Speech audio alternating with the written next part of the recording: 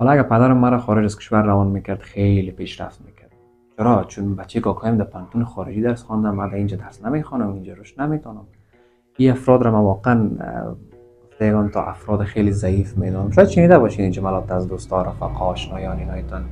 این افراد از یا جمله افراد هستن که همیشه کوشش میکنن بهانه جویی کنن، یعنی رشد نکردن خود را به این دلایل توجیه کنن، ملامتی را از سر خود پس میکنن، بالا یک چیز دیگه میندازه. چرا؟ چون اطرافیانشون را ملامت نکنه. از لحاظ روانشناسی این یک موضوع است.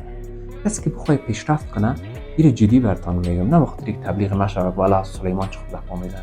کسی که بخواد پیشرفت کنه از پایین ترین جاها، از کوریک ترین جاها، پس رفته ترین و پیشرفت نکرده ترین جاها پیشرفت میکنه. مثل یک گل است که از سختی، از سنگ در وسط بسیار چیزایی که منجمد هست رشد میکنه. پس این که ما رشد نکردیم در یک جایی، هیچ کسی مقصر نیست جز خودمون.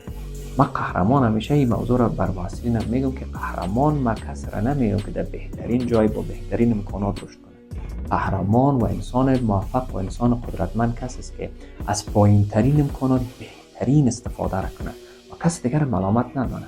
پس بیایم شخص ضعیف نباشیم، هیچ کسی را بابت حال خوب یا بد خود ملامت نکنیم.